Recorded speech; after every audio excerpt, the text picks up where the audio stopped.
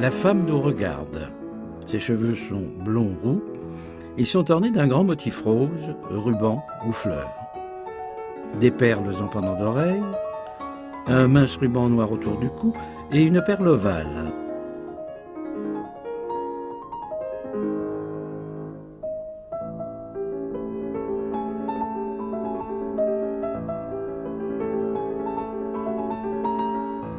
Au poignet droit, un bracelet d'or martelé, un médaillon en pendentif. Du bout des doigts, la femme retient un grand châle de soie à motifs floraux étalé sous elle.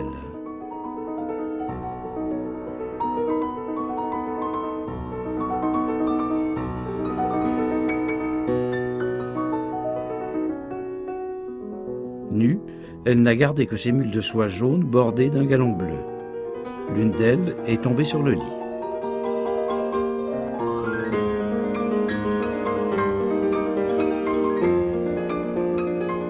Vêtue d'une robe rose à encolure blanche, coiffée d'un madras, une servante noire est penchée vers la femme.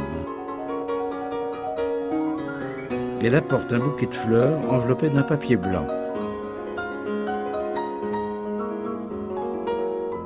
Au pied du lit, un tout jeune chat, dressé haut sur ses pattes.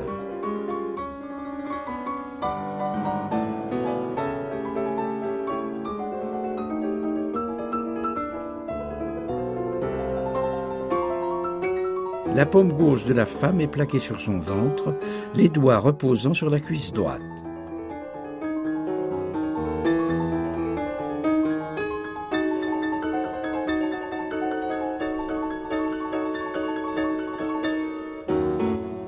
La toile, datée de 1863, est signée Édouard Manet.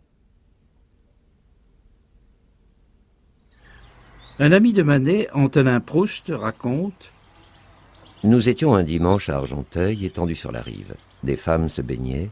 Manet avait l'œil fixé sur la chair des femmes qui sortaient de l'eau. Il paraît qu'il faut que je fasse un nu. Eh bien, je vais leur en faire un nu.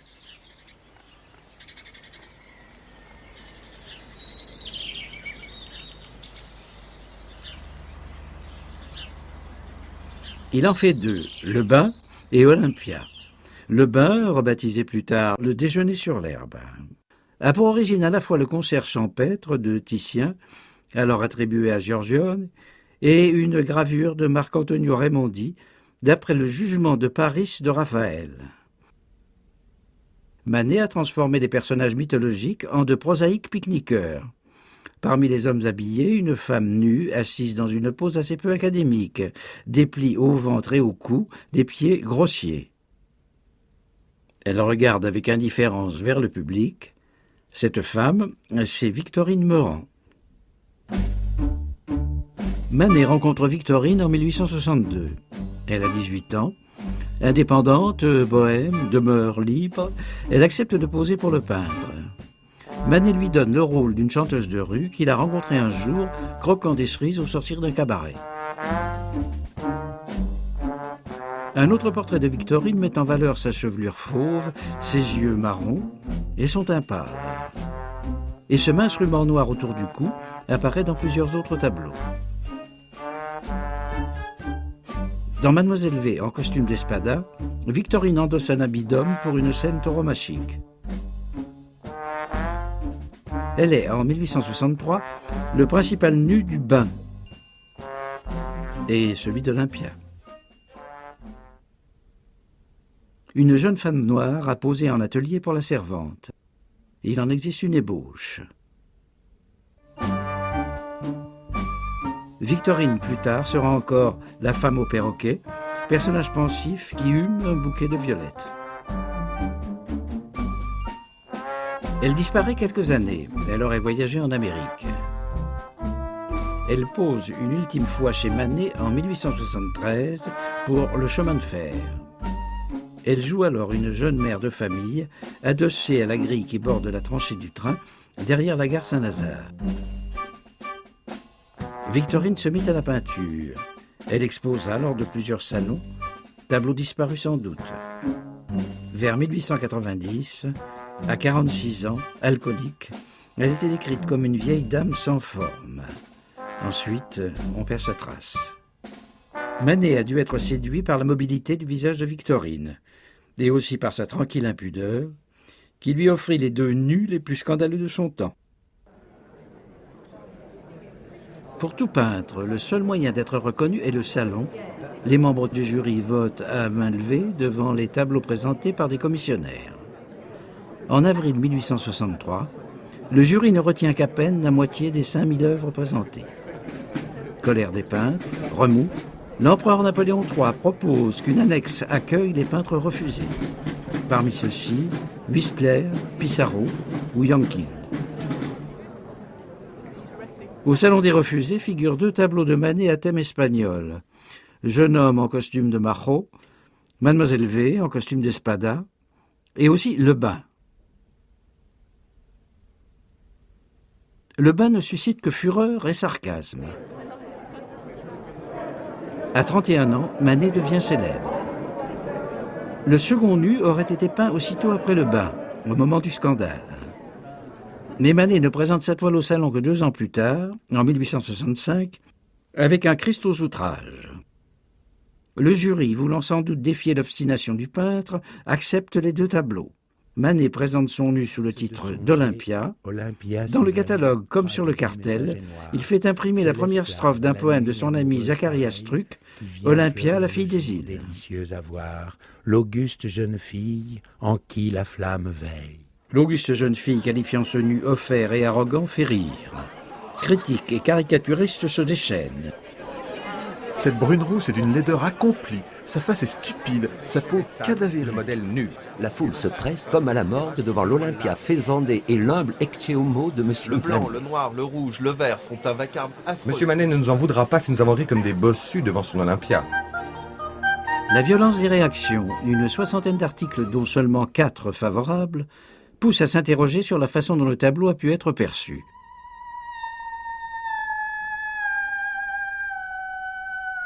Olympia est l'automate qui chante à ravir et rend fou d'amour le héros de l'un des contes d'Hoffmann.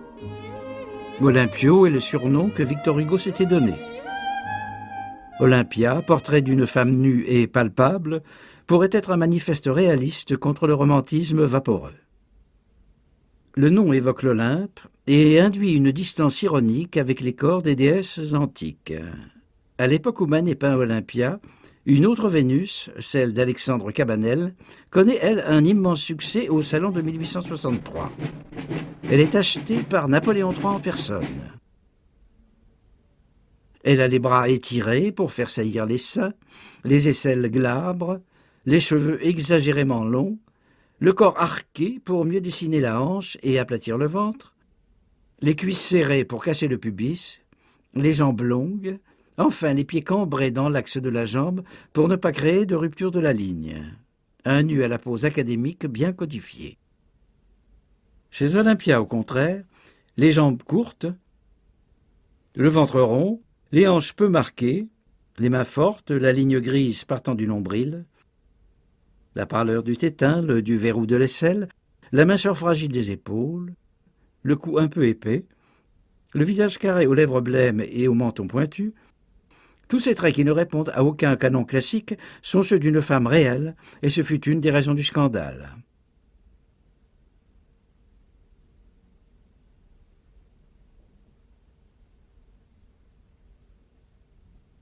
Pas de concession jolie ou à une sorte de beauté idéale. Ce corps trop simple, trop populaire, fut perçu comme sale, obscène. Tout près du centre vide du tableau, désigné par la flèche dorée qui marque le panneau du fond, la main d'Olympia. Par tradition, la Vénus pudique cache son pubis avec sa main. Mais Olympia cachait son sexe d'une façon à la fois indifférente et provocatrice. Et ce trait excita aussi les critiques de l'époque. Cette Olympia, sorte de gorille femelle, de grotesque en caoutchouc cerné de noir, sur un lit, dans une complète nudité, la main se crispe dans une sorte de contraction impudique. Cette main est posée comme une araignée au milieu de la toile. Elle cache et dévoile à la fois. L'objet caché réapparaît sous diverses formes allusives.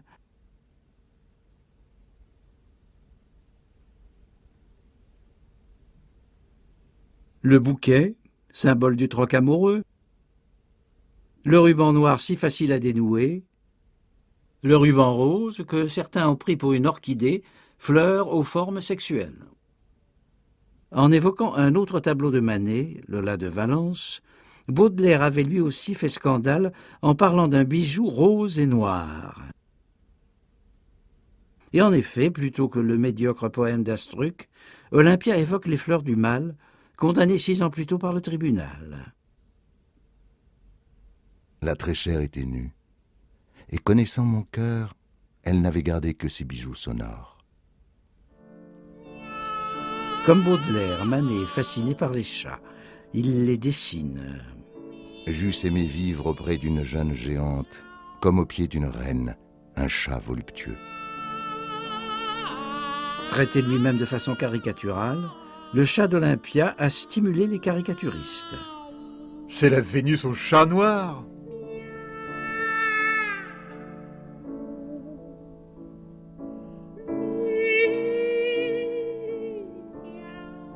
Les femmes faciles ou vénales sont à l'époque appelées chattes.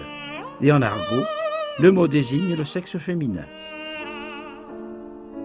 Autre écho, Olympe est une compagne de Marguerite Gautier, la dame aux camélias, du drame d'Alexandre Dumas fils. Olympia pourrait donc être le nom de guerre d'une courtisane, ce que comprirent les critiques de l'époque. Mais qu'est-ce que cet odalisque au ventre jaune, ignoble modèle ramassé je ne sais où, et qui a la prétention de représenter Olympia? Olympia? Quelle Olympia? Une courtisane, sans doute. Indice supplémentaire, l'espace figuré. Une aquarelle de 1863 montre la première étape du tableau. Le centre est ouvert. Il y a peut-être une porte ou un miroir derrière Olympia. Entre 1863 et 1865, Manet a refermé le fond. Nous sommes dans un étroit boudoir, desservi par un autre espace qui se devine derrière l'échancrure du rideau. Un tel dispositif évoque la maison close et ses alcôves successives. Dès l'avènement de la photographie populaire, des courtisanes et des modèles éditent même leurs photos dans des décors et des poses comparables. Olympia regarde le spectateur et cela aussi choqua. Ce regard implique un spectateur capté lui-même par la mise en scène. Que se passe-t-il exactement? Le visiteur vient d'être introduit dans l'alcôve, la servante noire présente un bouquet à peine déballé et tente d'attirer l'attention d'Olympia. Ce bouquet, qui l'a apporté? Celui qui regarde la courtisane, ou bien un rival, un autre client? Le visiteur du salon refuse avec indignation d'être assimilé par le peintre au client d'une maison close. Manet, très affecté par les nombreuses réactions malveillantes, conserve l'Olympia dans son atelier. En 1867, refusé pour l'exposition universelle, le peintre, à l'exemple de Courbet 12 ans plus tôt, fait construire son propre pavillon à l'Alma. Olympia y est exposée et déclenche toujours les mêmes quolibets. Manet reçoit le soutien d'Émile Zola, qui rédige la brochure de son exposition. Dans la brochure, une eau-forte de Manet. C'est Olympia encore.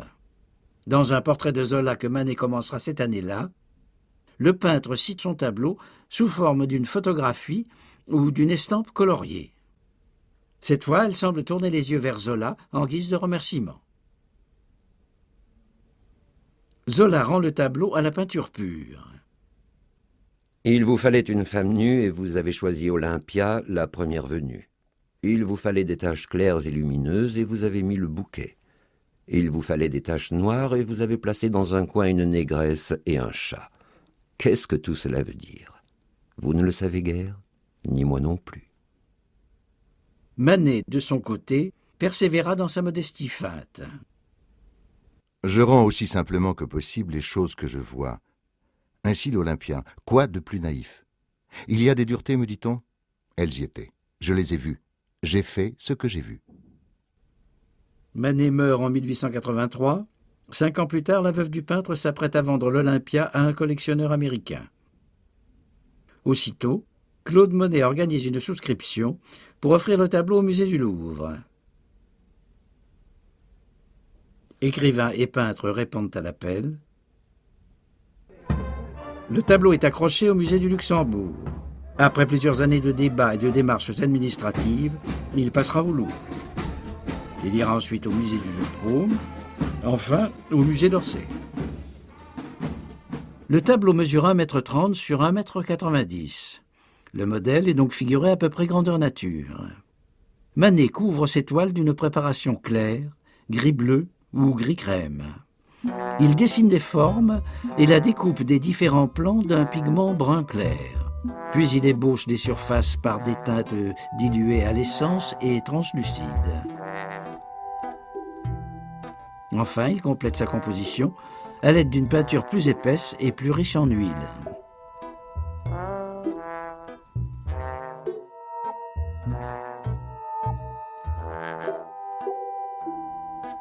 Dans l'Olympia, Manet utilise 3 manières. Les fonds sont des aplats simples, marqués de grandes volutes noires ou bleues pour le rideau ouvert, parsemés de motifs floraux en losange pour la tapisserie brun foncé. Autre manière, la touche allusive.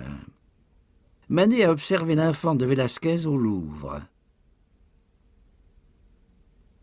Même coup de brosse dans l'Olympia, pour le ruban et plusieurs détails.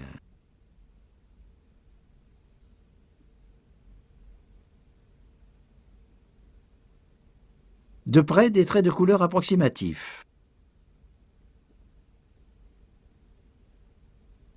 De loin, les touches se fondent et tout se recompose dans l'illusion d'un bouquet, d'une broderie ou des franges d'une soierie.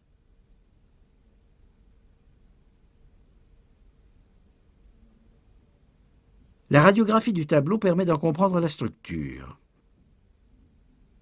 De grosses brosses souples ont ponctué les pans liés ou déliés du drap.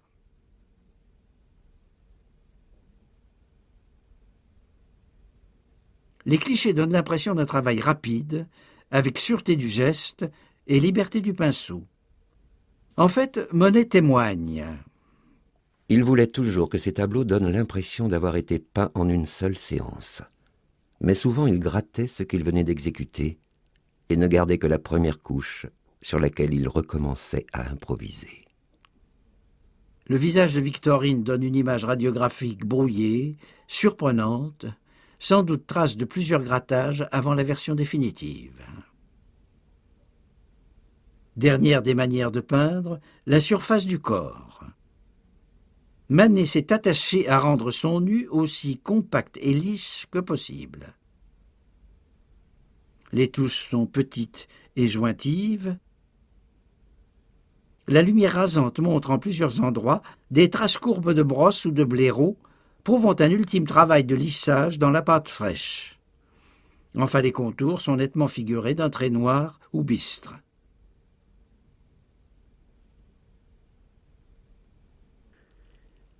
Manet utilise à cette époque une large gamme de pigments, mais il les mélange afin d'obtenir un nombre limité d'effets tonaux.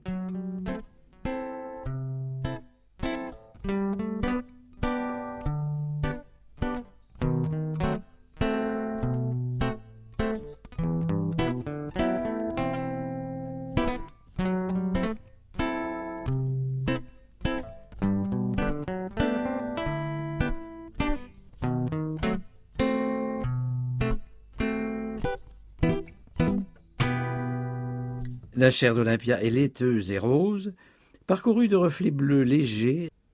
Ces teintes contrastent avec les oreillers et les draps. Les surfaces blanches sont marquées de plis et de reliefs bleuâtres, à peine tempérés çà et là par des gris plus chauds. Ton marron dense pour la servante, des reflets délicats sur les yeux et la lèvre inférieure. Le pendant d'oreille ajoute au visage un éclat lumineux ambré.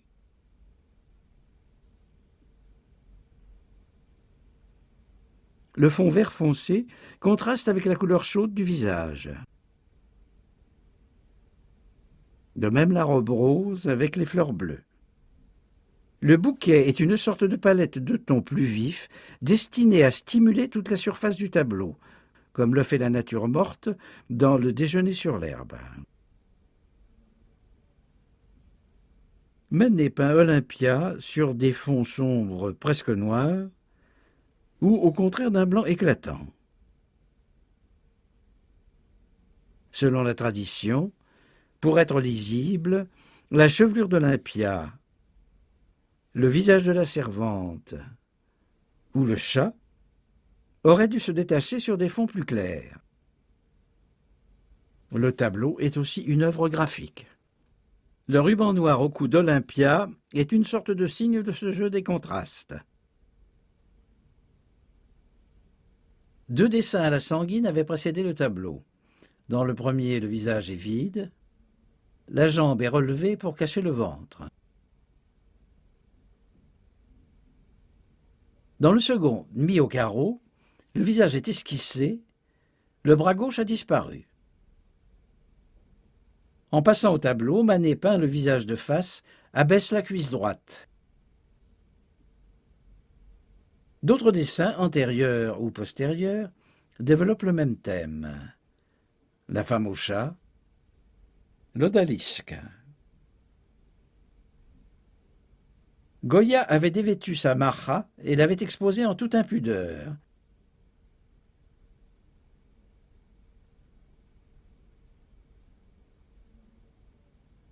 Et Manet connaît sans doute la grande odalisque d'Ingres. Mais c'est à une tradition picturale encore plus ancienne qu'il se réfère. Giorgione, au début du XVIe siècle, peint une nymphe endormie dans un paysage. Titien en reprend la forme dans sa Vénus d'Urbain. Au temps de Manet, cette allégorie d'une déesse de l'amour domestique et de la fidélité est interprétée comme le portrait d'une courtisane ou d'une favorite dans un moment d'invite nonchalante ou d'auto-érotisme. Le jeune Manet l'avait copié quelques années avant Olympia, lors d'un voyage à Florence.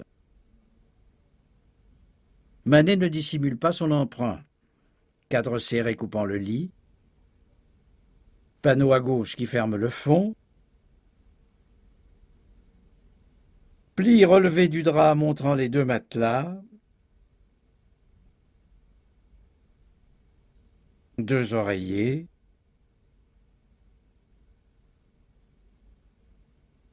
position du coude droit,